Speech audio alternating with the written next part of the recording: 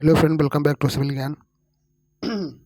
बात करने वाले हैं आज हम अपने मिशन एसएससी जी 2024 के लिए जो हमारे दोस्त तैयारी कर रहे हैं या करने वाले हैं या स्टार्ट कर रहे हैं, तो उनके लिए मैं बात करूंगा रीजनिंग के ऊपर। रीजनिंग ऐसा सब्जेक्ट है जहां पे अगर आप अभी से काम करोगे तो आपको ये 50 में से 50 नंबर दे के जाएगा। हाँ मेरे भाइयों, 50 में से 50 ये हकीकत है। पर कब से काम करोगे? अभी से। डे वन मतलब आज से अगर काम करना शुरुआत करोगे तब आपको ये 50 में से 50 दे के जाएगा, अदरवाइज आप 40 पे अटक जाओगे। अगर आप 50 में से 50 लेकर आना है तो आपको मैं जो बता रहा हूँ अभी से काम करना होगा। बहुत से लोग कहेंगे अरे यार मेरा तो रीजनिंग तैयार रहता है, मैं काम कर लेता हूँ, मैं लास्ट टाइम पे कर लूँगा। भाई वो बात ठीक है, आप प्रैक्टिस कर लोगे, ठीक है। आपके अगर नंबर आ रहे हैं 40-42 नंबर तो सही है, कोई बात नहीं। पर जो अभी स्टार्ट कर रहा है उसको लगता है मेरे नंबर बहुत कम आते हैं, तो अभी से काम करो। ज़्यादा आपको काम नहीं करना है, 1 से 1.5 घंटा मोस्ट आप द मतलब अभी 2-3 महीना तक अपने टेक्निकल पे काम करो और थोड़ा बहुत अपना जीएस पढ़ो। पर रीजनिंग में अभी अगर आप अभी से अगर आप 1.5 घंटा दोगे, 1.5 घंटा अगर आप अभी से दोगे ना, लास्ट में जाकर के जो 2-3 घंटा देते हैं उनके बराबर आपका रहने वाला है। ठीक है, उनसे कई गुना ज़्यादा आप अच्छा करने वाले हो। तो ये मान के चलो कि अभी से अगर आप अभी से ही काम करना स्टार्ट कर दोगे इसके ऊपर, अपने रीजनिंग सब्जेक्ट के ऊपर, तो आपको काफ़ी अच्छा खासा यहाँ पे देखने को मिलेगा। और मैं बता दूं कि अगर आपने रीजनिंग अपनी अच्छी कर ली ना तो आपको प्री क्वालिफाइड होने से कोई माई का लाल रोक नहीं सकता है। अगर आपने अपनी रीजनिंग बढ़िया बना ली तो अगर आपके रीजनिंग में नंबर कम आ गए तो भैया समझ लो फिर बेड़ा गर्क है। मैं अभी आपको विथ प्रूफ दिखाऊंगा कि रीजनिंग का नंबर किस तरीके से आपको कट ऑफ क्वालिफाई कराता है। मैंने इस बार कौन सी बुक यूज़ की थी वो बताऊंगा, प्रैक्टिस मैंने कहाँ से की वो बताऊंगा, इस बार मेरे कितने मार्क्स आए रीजनिंग में वो बताऊंगा। और मॉक के अंदर जो मैं मॉक देता था, जो मैं फुल लेंथ लगाता था, लगभग टेक्स्ट बुक के मॉक को मैंने यूज़ किया था और वहाँ पे 16 फुल लेंथ थे, मैंने सभी को लगभग दिया था। तो वहाँ मेरे मॉक के अंदर कितने नंबर आते थे और किस तरीके से नंबर वहाँ इंक्रीज किए थे, पहले कितने नंबर आता था, फिर उसके बाद मैंने 50 तक या 49 नंबर तक मैं कैसे पहुँचा था, तो वो सारी बातें आपको बताने वाला हूँ। अगर आप चैनल पर नए हैं तो चैनल को सबसे पहले सब्सक्राइब कर लीजिए। देखिए भाई, सबसे पहली बात ये है, मेरा रीजनिंग का नंबर कितना नंबर है आप लोग देख लीजिए। रीजनिंग का जो नंबर है मेरा भाई वो है 43.5 नंबर, मतलब 43.5 मार्क्स मेरा रीजनिंग में है। और मैंने क्वेश्चन कितना अटेम्प्ट किया था? 46 क्वेश्चन मैंने कुल अटेम्प्ट किया था एग्ज़ाम में। मैंने 43.5 नंबर स्कोर किया है, 46 क्वेश्चन मैंने अटेम्प्ट किया था। ठीक है, अब निगेटिव कितना हुआ है? निगेटिव आपका रहने वाला है कितना? 2.5 का, मतलब 1/4 निगेटिव मार्किंग इसमें था। तो लगभग आप जो है 46 या 47 के आसपास मैंने अटेम्प्ट किया था, वो 43.5 नंबर आया है, मतलब 40 प्लस नंबर ये आपका है।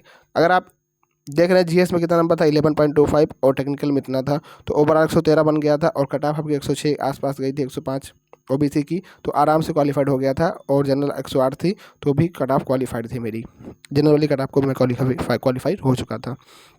तो अगर यही रीजनिंग का नंबर मेरा 35 हो जाता, 35, तो 8 नंबर कम होते, और 8 नंबर कम होते मतलब 104 105, मतलब कि रीजनिंग का नंबर कम होने से मेरा हो सकता था प्री क्वालिफाइड ना हो पाता। मैं आपको बता रहा हूँ, अभी मैं अपने टेस्ट को दिखाऊंगा कि रीजनिंग की क्या इंपॉर्टेंस है। आपको लग रहा होगा भैया अभी से करें तैयारी रीजनिंग के लिए, रीजनिंग तो हम बाद में करते नहीं। अगर आप मेरी बात मान करके अभी से 1.5 घंटा तैयारी कर लोगे ना, तो आपको कोई मतलब कितनी भी, जैसे लोग कहते हैं इस बार एसएससी जेईई 2023 का जो पेपर हुआ, कहते हैं बहुत टफ बना पेपर और काफ़ी इस तरीके से बना और हम नहीं कर पाए, हमारा प्री क्वालिफाइड नहीं हो पाया।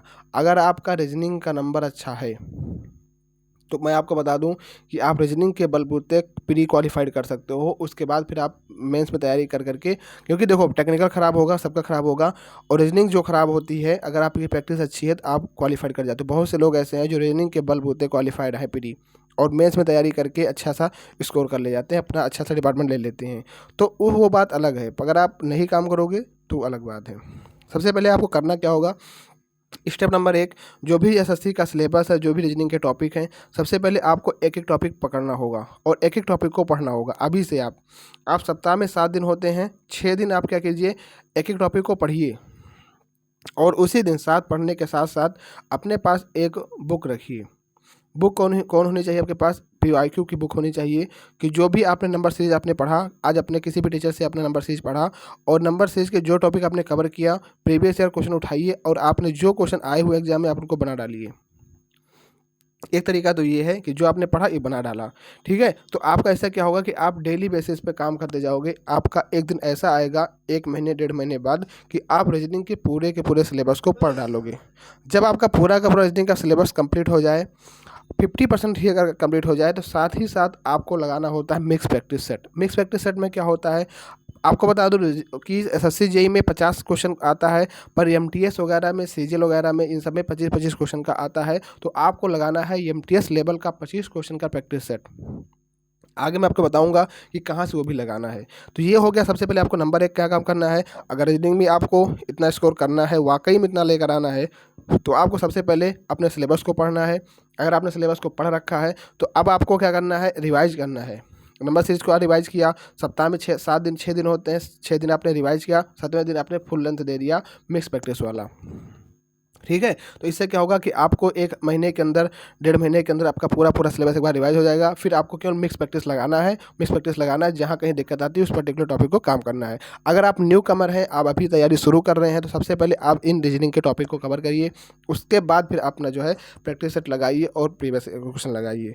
बुक्स के लिए आप बुक्स जो है प्रीवियस ईयर क्वेश्चन की बुक आती है, जो कि जैसे कि पिनाइकल की बुक हो गई, आप उसको फॉलो कर सकते हो, वो वाली बुक। और जो किरण पब्लिकेशन की बुक आती है वो भी ले सकते हो, पर लेटेस्ट वाली लेना, जिसमें एमटीएस वगैरह के सबके क्वेश्चन रहने वाले हों, ठीक है। ये 2 बुक मैंने फॉलो किया था। और उसके बाद बुक्स के अलावा मैंने जो फॉलो किया था, अभी आपको आगे बताने वाला हूँ, जो फॉलो किया था मैंने टेक्स्ट बुक, ठीक है। इस बार जब मैंने 2023 की तैयारी शुरू की थी, तो लगभग मैं रीजनिंग, तो आपको पता है कि मैं 3-4 साल से प्रिपरेशन कर रहा हूँ, तो रीजनिंग तो मेरा पूरा तैयारी था। पर रीजनिंग की प्रैक्टिस मैं किया करता था, और स्टार्टिंग से ही जब मैं जून या जुलाई में एकदम पूरी तरीके से लगा अक्टूबर के लिए, तो स्टार्टिंग से ही मैंने अपना जो है रीजनिंग को बरकरार रखा। तो जब मैंने अपना पहला मॉक दिया था, तो सारा कुछ मैंने रिवाइज कर लिया था, और मैं मिक्स प्रैक्टिस में देना शुरू कर दिया था। एमटीएस वाले, जो भी एमटीएस के 2023 में एग्ज़ाम हुआ था, 2022 में जो एग्ज़ाम हुआ था, उसके जो वहाँ पे 48 सेट थे, तो मैंने उनको धीरे धीरे करके स्टार्ट कर दिया था। मैं आपको अभी आगे बताऊँगा कि मैंने कहाँ से दिया था। तो इससे मेरा लगभग रिवाइज हो चुका था। जब मैंने अपना पहला टेस्ट दिया था, तो उसमें मेरे 44 क्वेश्चन सही थे और 3 क्वेश्चन गलत थे, और 3 मैंने अनअटेम्प्ट मारा था, तो 44 मैंने अटेम्प्ट किया था। तो ये मेरा पहला टेस्ट था रीजनिंग का, ठीक है। तो पहले ही टेस्ट ये रहने वाला था। उसके बाद आपको दिखा दूँ, ये पहला टेस्ट था जिसमें जो मैंने कट ऑफ थी यहाँ पे 111 नंबर स्कोर किया था, और कट ऑफ 103 थी ओबीसी की। इस समरी के हिसाब से 25,446 लोगों में 25,446 लोगों ने इस टेस्ट को दिया था, उसमें मेरी रैंक ये थी, और इसको मैंने कट ऑफ क्वालिफाई कर दिया था। अब मैं आपको ये बताना चाहता हूँ कि रीजनिंग की क्या इंपॉर्टेंस है। रीजनिंग किस तरीके से आपको क्लियर की पीडी आपको क्वालिफाइड कराता है। अगर आपके टेक्निकल में थोड़ी बहुत ओस्ट कंडीशन आ जाती है, आप टेक्निकल खूब सालों साल पढ़ते हो, पर कभी कभी ओस्ट कंडीशन आ जाती है, बहुत बुरी ख़राब कंडीशन आ जाती है, अगर पेपर बहुत ज़्यादा टफ बन गया, तब भी आप रीजनिंग का अगर स्कोर करोगे, रीजनिंग अगर आपकी अच्छी रहेगी, तो आप प्री क्वालिफाइड हो जाओगे। इस बात को समझना पड़ेगा। ये शायद टेस्ट नंबर 4 है। ये टेस्ट नंबर 4 है। 1, 2, 3 में मैंने इसलिए नहीं रहा क्योंकि बहुत सारे टेस्ट थे, तो 1, 2, 3 में मैंने आपको दिखाई दिया। 2, 3 में मेरे वही नंबर थे, 40+ नंबर थे। लेकिन टेस्ट नंबर 4 में मैंने जो 1, 2 में गलतियाँ की थी, जो क्वेश्चन गलत हो रहे थे, जो मैं अनस्किप कर रहा था, जो अनअटेम्प्ट हो रहा था, उसको मैं लिख करके अपने सामने लिख दिया था कि मैं अब अगर रीजनिंग की प्रैक्टिस करूँगा, तो इन्हीं टॉपिक को मैं प्रैक्टिस करूँगा, इन्हीं टॉपिक से नंबर ऑफ क्वेश्चन लगाऊंगा, ये क्वेश्चन मेरे गलत नहीं होने चाहिए। फिर मैंने टेस्ट नंबर 4 दिया। टेस्ट नंबर जब 4 मैंने दिया, तो मेरे 50 क्वेश्चन रीजनिंग में अटेम्प्ट किए थे, और 1 वहाँ गलत था, 49 सही था। तो मेरा कॉन्फिडेंस लेवल काफ़ी अप लेवल में हो गया था कि हाँ यार, टेस्ट नंबर 4 में इतना मैं कर सकता हूँ, तो मैं ऐसे ही अगर करूँगा तो काफ़ी ज़्यादा मैं स्कोर कर सकता हूँ। तो इस तरीके से मैंने अपना टेस्ट नंबर 4 अटेम्प्ट किया। ये टेस्ट नंबर 4 की कट ऑफ यहाँ पे थी 127, मैं नंबर उसमें आया था 137। ये 137 नंबर किसकी वजह से हैं? ये आपके रीजनिंग के बलबूते वजह से हैं। रीजनिंग में इतना स्कोर होने की वजह से मैंने इतना काम कर पाया, ठीक है। तो ये बातें थी आपको, और मैं दिखाता हूँ अब आपको इसी तरीके से 5, 6, 7, 8, 9, 10 में चलता रहा। मैं आपको दिखाता हूँ लास्ट के 2-3 टेस्ट के बारे में। ये टेस्ट नंबर 14 है। टेस्ट नंबर 14 में आपको दिखाऊँ, यहाँ पे टेस्ट नंबर 14 में आप कट ऑफ 107 के आसपास थी। यहाँ पे लगभग, यहाँ बच्चे नहीं आए हैं, मैं दिखा देता हूँ। पर यहाँ पे देखिए, रीजनिंग में मेरे 48.58 मार्क्स से टेक्निकल में मेरे टेक्निकल 36 नंबर ही स्कोर कर पाया था। काफ़ी ये लेवल जो था, जिन्होंने एफएलटी दिया होगा प्री के टाइम पे, मैं प्री के टाइम की बात कर रहा हूँ, जिन्होंने दिया होगा उनको लगा होगा कि हाँ यार टेस्ट नंबर 14 वाकई में टफ था। मैं लगभग तो 36.5 नंबर यहाँ स्कोर कर पाया था। पर टेक्निकल में मेरा, रीजनिंग में मेरा जो है अच्छा स्कोर हो जाने की वजह से मैं 100 पास हो गया था और कट ऑफ के नियर अबाउट पहुंच चुका था। ठीक है, तो ये आप देख रहे हैं, ये अगर नंबर 35 नंबर ही भी होता, रीजनिंग हो जाता, तो आराम से अंडर 100 आ जाते और आराम से हमारा क्वालिफाइड ना हो पाता। तो ये सारी बातें हैं, मैं आपको इंपॉर्टेंस दिखा रहा हूँ रीजनिंग की। आपको लगता है कि भाई मैं रीजनिंग बाद में कर लूँगा, नहीं, आपको अभी से काम करोगे तब जा कर के ये स्कोर हो पाएगा। ये मैं 3-4 महीने का अपना रिकॉर्ड दिखा रहा हूँ किस तरीके से मैंने काम किया था। टेस्ट नंबर 13 देखिए, टेस्ट नंबर 13 आप देखेंगे तो यहाँ पर भी टेक्निकल में मेरा कुछ खास स्कोर नहीं हुआ था, 47 ही था और 44 आपका जो है रीजनिंग का होने की वजह से 15-16 नंबर जीएस में। अब बहुत सारे दोस्त हमारे हैं जो जीएस के पीछे भागते हैं। मेरे भाई जीएस के पीछे मत भागो, जीएस में आपको बस ओवर चीज़ें पढ़ लूँगा, एक पर्टिकुलर वीडियो में बता दूंगा कि कैसे आपको जीएस के लिए काम करना है। अभी मैं रीजनिंग के लिए बात कर रहा हूँ, मैं बता दूंगा। तो यहाँ भी अंडर 100 108.8 कट ऑफ 108.8 नंबर मेरे आए थे टेस्ट नंबर 13 में। अब बात करते हैं टेस्ट नंबर, लास्ट जो टेस्ट था मेरा टेस्ट नंबर 15 था। और टेस्ट नंबर 15 में जो मैंने दिया था, टेस्ट नंबर 15 में, तो उसमें भी मेरा नंबर रीजनिंग में 42.5, मतलब आप देख रहे हैं ना, हर में 50-40 प्लस नंबर है और 49 तक नंबर तक गया है। तो मैंने एक बार सोचा था इस बार कि मेरा नंबर ना 49 ना 40, तो 45 नंबर तो आ ही जाएंगे। उसी एवरेज में मैंने स्कोर किया था इस बार। पर एग्ज़ाम का लेवल, एग्ज़ाम में जो कॉन्फिडेंस होता है और जो घर बैठ के टेस्ट देने में कॉन्फिडेंस होता है, काफ़ी अंतर होता है। ये बात को भी आपको बता दूं कि डिफरेंस होता है। अगर आपको लगता है कि मैं एग्ज़ाम हॉल में अच्छा कर पाऊंगा, ये समझ लीजिए, अगर आप, मैं 49 नंबर तक गया था पर मैंने कभी नहीं सोचा कि मेरा 49 नंबर आएगा। मैं सोचता था मेरा 45 नंबर रीजनिंग में आएगा, पर कितना नंबर आया, 43 पॉइंट समथिंग नंबर आया। तो ये एग्ज़ाम का प्रेशर होता है, एग्ज़ाम का प्रेशर अलग होता है, घर बैठ के टेस्ट देने का प्रेशर अलग होता है भाई मेरे। पर आप जब टेस्ट दोगे तो आपको खुद ब खुद अंदाज़ा हो जाएगा यार कि मैं ज़रूर इस बार क्वालिफाइड कर जाऊंगा और आपके अंदर कॉन्फिडेंस होगा। तो मैं जब टेस्ट दे रहा था, मेरे नंबर इतने आ रहे थे, मुझे लग रहा था कि मैं रीजनिंग अच्छा कर गया तो आराम से, अगर पेपर किसी क्रिटिकल कंडीशन में, ख़राब से ख़राब कंडीशन अगर बनेगी पेपर की, तब भी मैं टेक्निकल में अगर नंबर कम भी आएगा तब भी मैं स्कोर कर जाऊँगा और प्री क्वालिफाइड हो जाएगा। मैं ये पहले ही सोच लिया था, मैंने पहले ही लग रहा था। तो आप सभी को पता है कि तो इस तरीके से मेरा हुआ। और ये तरीका जो मैंने इतना किया, इतना स्कोर कर पाया, 21 वजह से कर पाया, कहाँ से मैंने सोर्स लिया, मैं बताने वाला हूँ आपको। ये है टेक्स्ट बुक के ऊपर SSC reasoning previous year question mock test, जहाँ पे आपको जितने भी नानटेक एग्ज़ाम होते हैं उन नानटेक एग्ज़ाम के सारे यहाँ प्रीवियस ईयर पेपर पड़े रहते हैं। जब आप प्रो वर्जन लोगे तो आपको ये देखने को मिलेगा, जहाँ पे SSC CGL, SSC CGL, SSC CHSL, SSC GD, SSC CPO, SSC CPO, SSC stenographer, SSC MT, SSC JE, तो यहाँ पे आपको सारे प्रीवियस ईयर के नानटेक जितने एग्जाम होते हैं उन सभी के पेपर केवल रीजनिंग के यहाँ पे अपलोड हो जाते हैं अलग अलग सेक्शन में। जैसे मैं आपको बताऊँ कि सबसे पहले मैंने एमटीएस को क्लिक करता हूँ, तो आप देखोगे जब आप एमटीएस को क्लिक करोगे तो एमटीएस में ऐसे खुल के आएगा 2023।